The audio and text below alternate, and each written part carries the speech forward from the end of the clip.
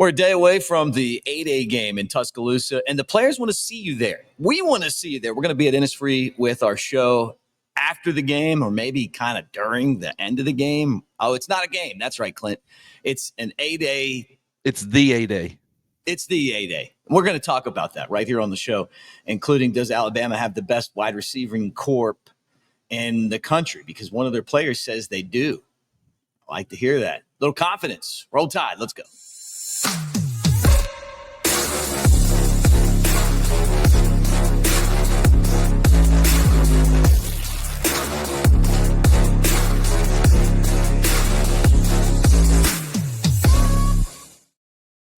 All right, I'm Mick Gillispie. That's Clint Lamb. Great to talk to you guys on Cover Crimson. And you know that you can find us, covercrimson.com, $25 off the annual subscription. That's the message board. We're going to be talking about the 8A all day tomorrow, but we're going to be there as well. So if you're in Tuscaloosa, swing by Innisfree and come hang with us. I'm guessing that we'll probably be on before 2 o'clock. If the thing starts at noon, who knows? But I'm sure by 2. No set time though. You just gotta hit the bell so you know when we're going. That's right. Yeah, we'll be doing. We'll let how things. We'll go with the flow. That's the way to put it. If there's a lot of interesting things happening, because the way that they might do it, you might see a lot of like one-on-one stuff and typical practice drills, going through sled drills and all that, and then by the end of the practice is when you might be seeing some of the scrimmage type of work. So if it's laid out like that, you don't want to jump out too soon. But if, it's kind of like, okay, we're seeing a lot of the second, third team guys might still be worth sticking around. Maybe it won't. That's why we say we'll just have to let it kind of play out and see. But yeah, I would expect it. I mean, I don't know how long it's going to last, but I would fully expect 2:30 would kind of be around the time we would get underway. I'm excited to talk about it, Mick. I'm excited to preview it today and review it tomorrow. I don't know what my expectations are, just because I think that the way that we used to do it with, a game, right? Crimson versus white worked for me. I don't know what to expect, but it was interesting hearing the players talk, and you mentioned they want fans there for the event. They seem to think it's going to be a pretty fun type of. I feel it almost feels like it's going to be like a skill competition type thing, but I don't know. I mean, like I can't really get a true vibe of what we're looking at yet. That's what I'm curious to see. I don't think it'll be skill competition. Like I don't think it'll be wide receivers competing against wide receivers to see who can do something the best. I don't think you'll get like, a fastest 40, skill type of race or something like that. I think it'll be offense, defense, a lot of going against each other, but it'll be more on an individual basis. Right. And I do want to point out to people in those one-on-one types of situations that typically is better for the offense, particularly the receivers. Like if you're watching receiver versus corner, I mean, if you're watching guys who are typically playing out on an island, your perimeter guys, it's like, okay, that's a little different. Maybe Husky a little bit too, but like the Husky needs to be able to cover one-on-one, but they have so many other responsibilities. Like if it was all about just getting out there and covering a receiver, Alabama probably would have put like an Eli Ricks or somebody in there against Tennessee a couple of years ago when they were getting burned in the slot. But you also have run responsibilities. Tennessee was really good at running the football. And so if you would have put a perimeter corner out there and you would have got a lot softer as far as the physicality and the edge setting and all that stuff, because that star position was kind of a Sam linebacker replacement. You had to be able to do a lot of those things against the run with the physicality. Like Tennessee just would have started running off tackle a lot right at that star, probably would have had a lot of success. So like, even like the Husky position, which is very similar to the star, like that's really not built necessarily for like sticky man-to-man coverage. Now, Deshaun Jones, he's a former perimeter corner. You would expect him to be able to do that a little bit better. If you've got Bray Hubbard covering a guy one-on-one, wouldn't say that's necessarily his strength. Don't let that discourage you if the offense is winning a lot of those reps. But, at the same time, I want to see guys compete. I want to see guys make plays. We've heard good things about both sides of the football, just competing. I mean, some guys are going up and winning contested catches down the field in practice. Guys are going up and winning contested interceptions down the field. Like a lot of battling, and I'm really hoping that translates. I would fully expect it or anticipate that it translates to tomorrow, but I'm excited to see it for sure. Well, I mean, I think it will. Anytime you put guys together on a field, you're like, in a competition, and you're talking about great athletes. I mean, you're not going to go out there in front of anybody, even if it's just the other guys on the team in practice, and not try to get things done. Right. Even if it's like our friend Latsier Brooks, in practice. Hey, man, if you get toasted by Latsier Brooks, you never know where that video might show up. Oh yeah, I wonder how Bray and Deshaun felt about it. I mean, they know, but Who cares? yeah, and that's why anybody, I've heard people criticizing Xavier Brown because some of the highlights that they've posted, he's been getting quote unquote torched by Isaiah Horton. I got a feeling a lot of corners are going to get torched by Isaiah Horton this fall. So that's one aspect of it. And, good players make good plays. And when a guy catches a touchdown way down the field, it's like that might have been that guy's only catch, going against Saban Brown that day. But, when you just see him getting locked down, if it's not an interception or a great pass breakup or whatever, it's not video worthy. So it's not going to make the highlight reel like a touchdown catch will. So Xavier, from everything we've heard, he's been doing just fine.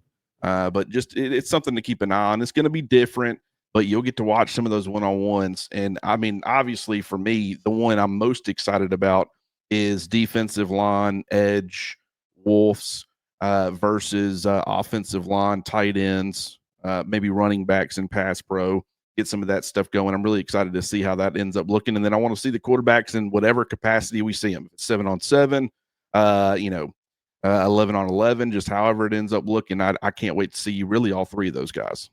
Right. And do you think we're going to get a real good look at the three different quarterbacks? And how would that be? Like basically just doing drills, like, guys running routes, or do you think we'll actually have like some, like you said, like some 7-on-7 or some whatever, Here's the thing. When we go to practice, the media portions that are open, it's like a lot of the times it's tough. Like we'll overanalyze things. We'll say, oh, this guy, we look pretty good. Like one of the things I pointed out when I was there, a couple of days ago was, Ty Simpson ball placement that's something that I'm always looking for.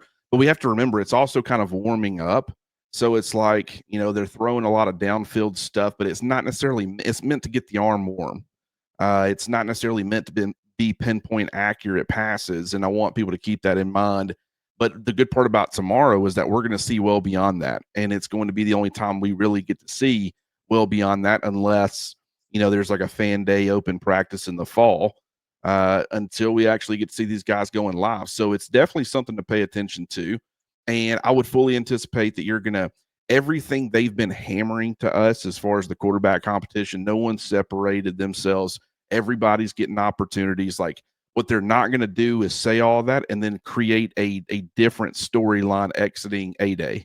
So you're going to continue to see all that stuff. And you'll probably see all of them getting some reps with the first team. You'll probably see them getting pretty equal reps, if I had to guess. So I think they'll be very conscientious in how they approach that. And that's good for us because that means we'll get to see everybody a pretty good amount. I feel like Kalen DeBoer, and I don't mean this as a knock, but I feel like there's a little bit of a politician in there, like when he talks, because he will never give you anything, but he does. He is a great guy. I think we all know that.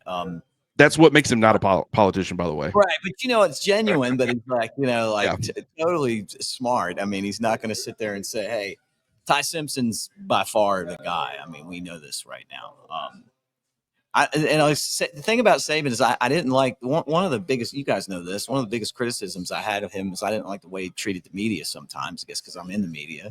I'm not saying that he wasn't right, but, like when he's like screaming at the sideline reporter, and in these press conferences, just lighting people up, he got a lot better as he got older, but he always just thought that there was like like a motive behind just asking a question. It was always like, what are you trying to get out of what are you doing here?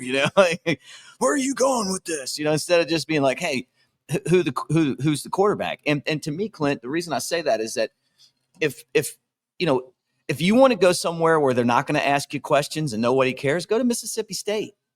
You're at Alabama. And guess what? We ask questions at Alabama.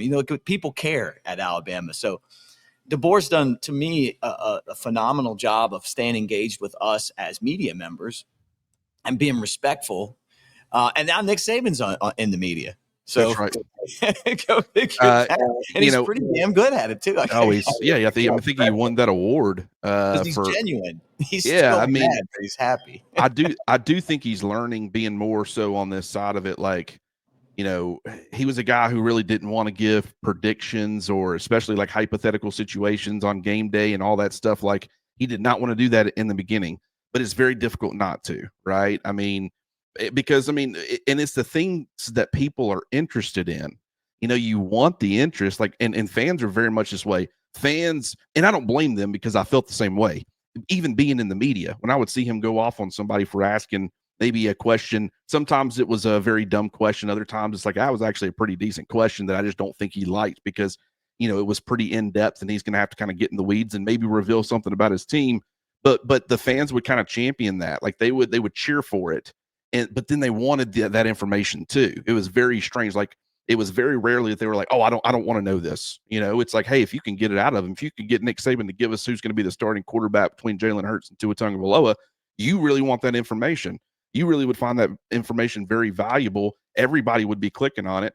But that's part of it. I totally get it. Never blamed anybody, because even though, like I said, I was doing the same thing in the media, I was also acting the same way that the fans were. So it is different now, though, because Kalen DeBoer, he's willing to answer any question. He just won't really answer any question. He's not going to answer it, but he'll answer it. Yeah, he's not going to get on to you and be like, well, I don't think that question was fair. I'm not going to answer that. But why would I tell you how many times? Yeah, he'd be like, I guess I'll just call up. I'll just call up Mike Norvell and just go ahead and give him our game plan for when we travel to Tallahassee. You want that, wouldn't you? Because you asked me how the right tackle's doing, that right tackle battle's going. That's gonna, if I answer that, I might as well just go ahead and call Mike and let him know what's up. This is like that. Always, I thought was hilarious. Still go back to this day and watch some of those Saban rants, because they're just, we'll never see anything like that. But I will say, like, go ahead. No, I was just gonna say, like, when I was on with Bama Insider, like, we made a whole channel on it. Like, you know what I'm saying? Yeah. And we worked hard on all the other stuff, right? But the Saban stuff was what it ate every single time, man. I mean, like, you do like your post game show and play a little Saban, getting after it, and then everybody's watching, and then you keep him on there. Anytime he would say anything, you could take it. And and part of that's being an icon, man. He was an icon. That's right. You walk in a room, everybody's like looking at him, let's talk to him. But at the same time, the world's changed now, and DeBoer's kind of what we got, Yeah, and I mean, this is something that Washington media would have told you as well, about DeBoer. It kind of hurts interest in a way, but I also think fans, like I said, they wanted that information, but they also understood where Nick Saban was coming from, and when they didn't get it, they didn't blame him at all. So the fact that Kalen DeBoer is really not giving you anything, he's just going about it a different way. He doesn't make you feel like an idiot for asking, I guess, is the difference. But it's like, okay, that's not good from an interest perspective, from a fan's perspective, like getting to know that information, media, what we can do with it. But it is good because they're trying to make sure that all three quarterbacks know they're in the competition. They're trying to not reveal too much to Florida State. So like there's it kills you with kindness, but in a way that's not revealing too much. But at the same time, he'll say some things. We're going to be talking about what he said about the quarterback competition. The fact that he talked about the staff player retention rate and how big that is. We'll be getting into that. But it's like it's not like you never get anything from him, but from an individual player perspective, he likes to keep everything very vague. So if you ask about the wide receivers, Nick Saban was typically like, I'll give you something, but ask more specifically, like who you want to know about, whether it be injuries or whatever. Kalen DeBoer's more, hey, he asked about Germie Bernard, but he talks about every receiver. He just talks about the room as a collective unit. Like it's just a different approach, but it's totally fine. I'm looking forward to they're not needing to be as many questions. You don't have to talk to sources because, like I said, I mean, you talk to people and they tell you, hey, I'm just going to go ahead and tell you, Ty Simpson is very much in the driver's seat right now. That's not me seeing that with my own eyes. So even though I always trust sources, or I have trusted sources, it really bothers me that I'm always relying on someone else to tell me what I'm supposed to go relay and kind of how I'm supposed to feel about it, or how I'm supposed to feel about a guy. So situations like tomorrow, I'll get a chance to see stuff with my own two eyes. And granted, I mean, I don't think it's going to be where I know where the competition, quarterback competition's heading or whatever, but I will feel a lot more confident. Like, hey, Lotsair Brooks is the real deal. Saw who he went against, saw who he won against. Wilkin Formby, absolutely, he's improving at right tackle. Thought he did some really good things. On defense, Dijon Lee, yes, he was absolutely running with the first team. He made some, he had an interception. He had a sack. It's like the guy's making plays. Like all of this stuff we'll all be able to see, anybody that's able to be in attendance, and we'll kind of be able to relay that to everybody tomorrow at Innisfree. I know we'll be at Innisfree back again. It felt like home being at Innisfree. I love Innisfree. We didn't see Tripp though last time, but we got Tripp comments on the comment section, so he'll be there tomorrow, and we'll be there tomorrow. And another guy that told me he may potentially be there is Shank. Alphonse Taylor will be in town, and I said, "Hey, come on by, man." So hopefully he does too. Yeah, we'll just keep in touch with him. But it'd be great to talk to Shank. He's going to be at the Bryant Museum signing autographs around 9:00. So you guys get out there and say hi to Shank. Tell him we love him. You talking to him in person, getting him to sign something that you heard him being mentioned on our show. And right. What a great dude. All right, so DeBoer on the QB competition is basically nothing, right? They say it's an even competition. You talked about that. Now, Germie Bernard, Germ, was he got talked to the media after the scrimmage yesterday, and he was asked about the wide receiver core, and he thinks it could be the best in the country. I mean, you're not going to not say that. That's true. I look at it and I go, okay, I remember when and this is going to blow your mind, Clint, but I remember when we had Waddle, Ruggs, Smitty, and Judy.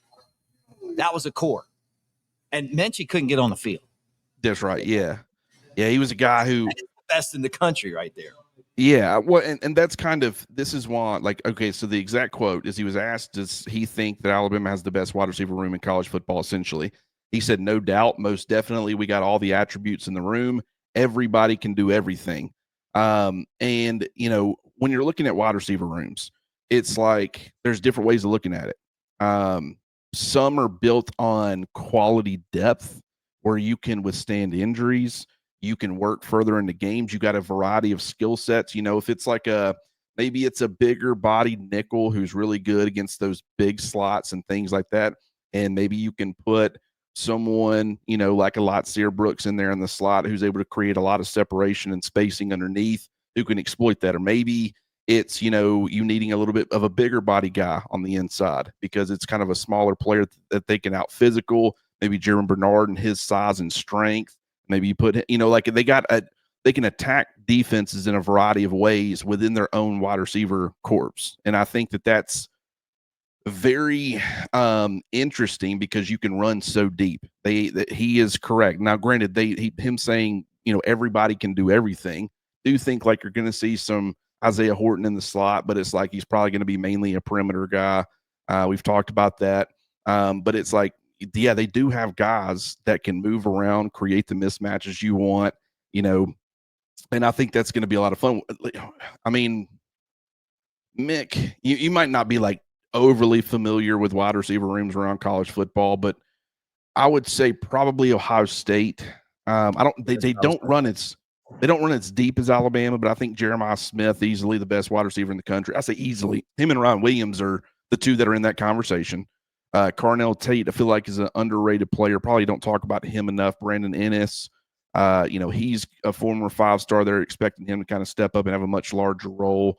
Quincy Porter is like a 5-star freshman who's coming in. They got a 5-star coming in every year, but I don't know if they have Alabama's depth.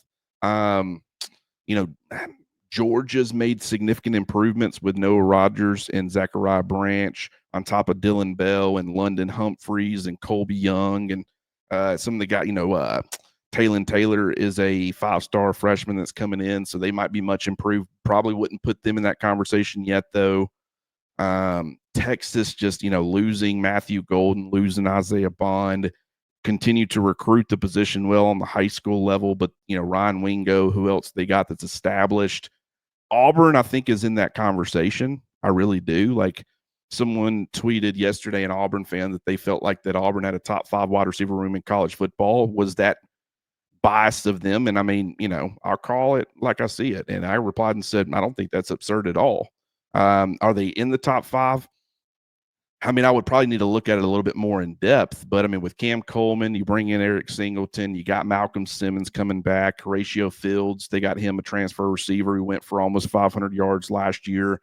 Perry Thompson, we've seen things about, Sam Turner and kind of what he's doing, a freshman that's only like a 3-star, freshman, but he's been making or generating some buzz. So it's like, I think they run pretty deep. I think they got a pretty good corpse.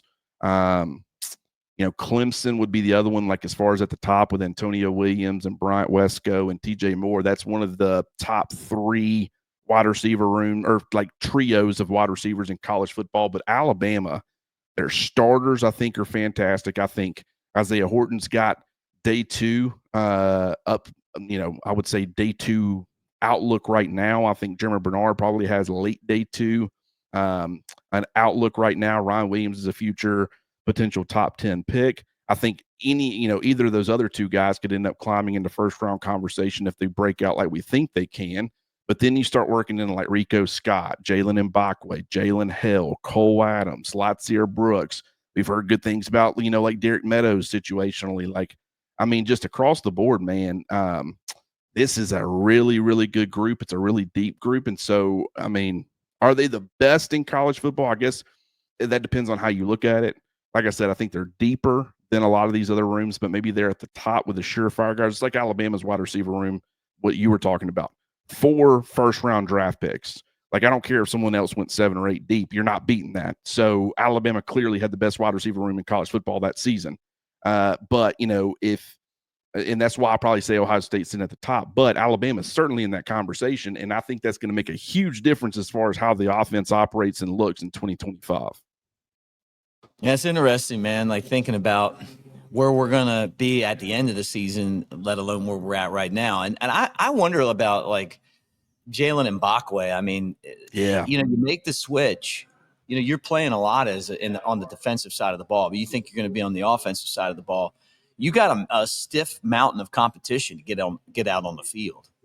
And I'm just curious to see what that looks like because, we really haven't heard his name a whole lot, just other that he switched over, I mean, it didn't take X video for us to know that Latsier Brooks has been toasting dudes in practice. I mean, everybody keeps talking about it. It reminds me of the Will Anderson days, like when people were like, it's got this guy on defense, nobody can block him. Yeah. Nobody can block this guy. And then guess what? Nobody could block him, And then they were like with this Ryan Williams, like, hey, man, this guy's making a lot of plays. Hey, did you hear they want him with the ones now? The players came and said they want him with the ones. And then we saw that. So Latsier Brooks has been that guy this year. No one really talking about Mbakwe. I just wonder like what that's going to look like. I'm not saying he can't play. I don't know. I'm just saying like we just haven't heard anything. And I'm just curious of all those wide receivers, what that eventually looks like and if he finds a way to get out on the field. Well, that is a interesting question. It's tough, Mick, because I feel like he's going to be a good player. And he's been, like, when you've seen him, he's been working with the ones, in the limited amount, like the limited practice clips and stuff. You'll see 3 out there, and it'll be with the first team. It's the same thing with Jalen Hill. It's the same thing, I mean, with Cole Adams, where it's like you see him out there, but that's another one where it's like I was really high on him going into the spring. I mean, I did a whole video talking about, how important he could be and how he was, technically if the offense probably would have looked different last year, he would have been a starter, this, that, or the other. I think he's a reliable underneath target, kind of a safety blanket type. But it's like, okay, I'm starting to wonder, like, where does that fit in, right? I mean, if it's nice to have that when it kind of complements like some dynamic players that you have, and it makes for a lot of teams, it's like, okay, that makes for a really good, strong complementary piece. But when you could potentially have 3 dynamic players in your starting lineup, and they're doing big things, you can rotate in other dynamic guys that are also reliable.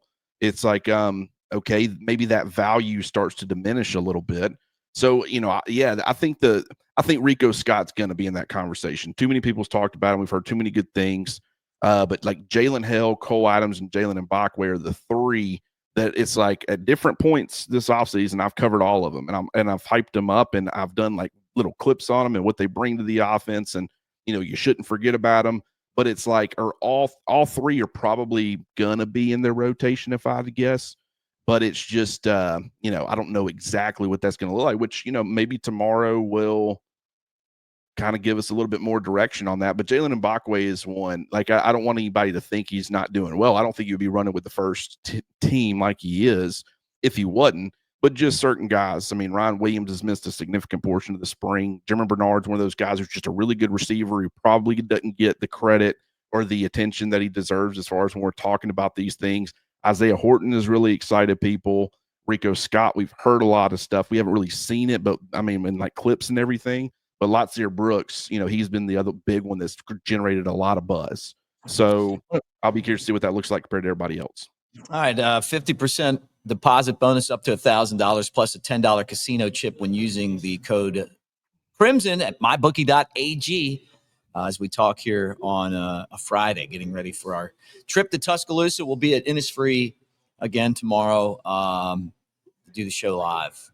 We're going to do it live for you guys at Innisfree. But you can watch if you're not in Tuscaloosa. And if you're there, come by and yell Roll Tide at us. All right, staff retention, player retention. It's really big. DeBoer's staff pretty much intact. And not only that, he went out and got a superstar from the NFL to come back and be the offensive coordinator. So now you got like pretty much everybody that they want to stayed, right? I think there was one coach to somebody else took them, but this wasn't like the Saban days where you'd turn around and like you'd have to replace like half of your coaching staff.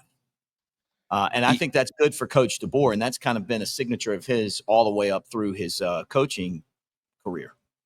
Yeah, I mean, when you look, first of all, the Colin Hitchler is like the only one, and that was like he was let go.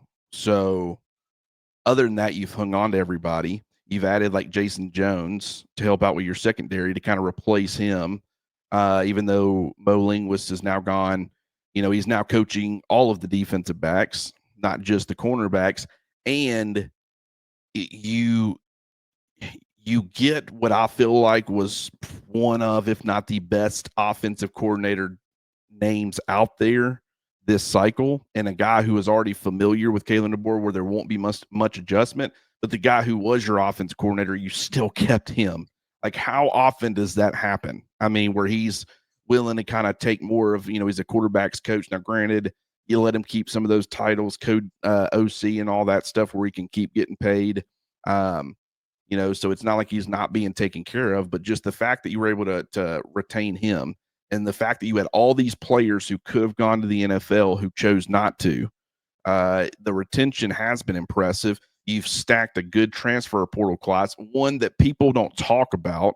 It's not like these when you see the rankings of top 5 transfer portal classes, for 2025, Alabama's not in that conversation. They're not in the top 10, but the guys they brought in, Isaiah Horton, some of these other guys, Arkell Nugum is a guy more of a long-term play, in my opinion, but provides some depth. Cam Dewberry is a potential starter.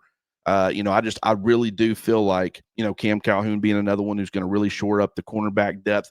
It's like they signed the right guys out of the transfer portal, and you put on top of that a top 3 recruiting class filled with a bunch of freshmen who are all, not all, but a lot of them are doing good things, and you're hearing buzz generated and stuff like that. It's like, that's a great combination to have. And that's why, we talked yesterday. That's why I think Vegas has got them sitting at 9.5 wins, is because they do feel like that the right pieces, the youth, the transfer portal, the guys coming back, the coaching staff, tell me where there's massive concern with Alabama. I'm concerned about the injury situation at tight end. Granted, that could just be the era that we are in, where guys, it's not a serious injury, which I fully expect all these guys to be back by the fall. But I don't like that they're missing. But that's one. Depth along the offensive line, getting some of that stuff taken care of. Hearing some good things about Olasolinen and his development. Jackson Lloyd's a guy who's been doing some good things, but it's like I still want to see it. Want to see it at some other spots. But overall, man, just feels like this is the right combination of factors. We'll have to see how it continues to progress and develop throughout the summer and into fall, but I'm excited about it. I hear you, man. Me too. People can catch you on covercrimson.com. What you working on over there?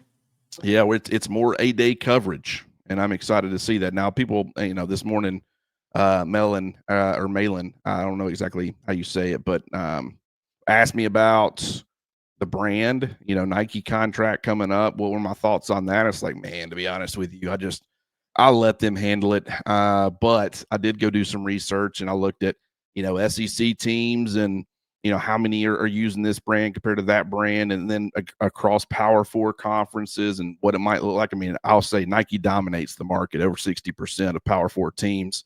Next highest is like 20%. And that's, you also got the Jordan brand, which is technically under the Nike brand still, who shares a small percentage of that to make their shares even higher. But I don't know what's going to happen with that. But that's like a conversation that we were having.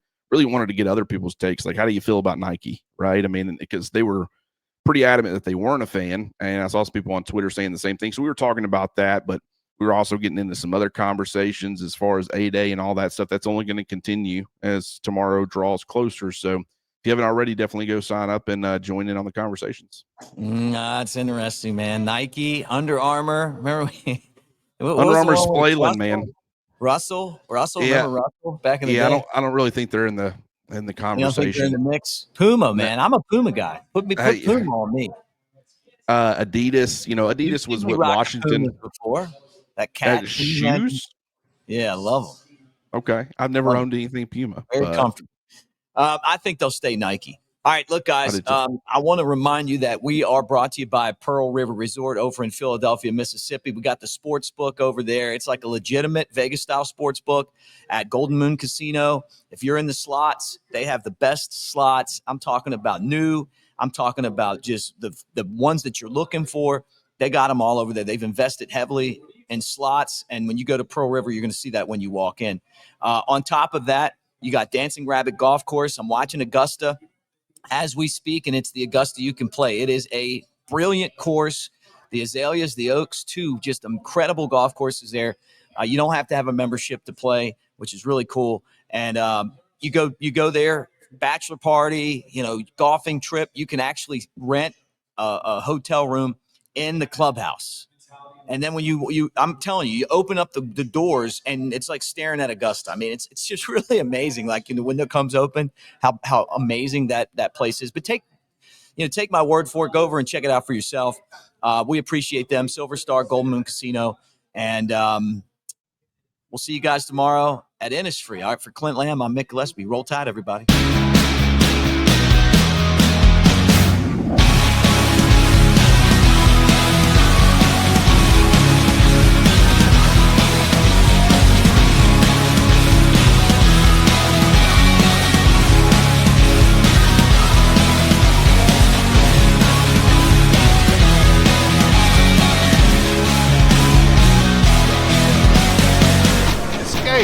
To Pearl River Resort.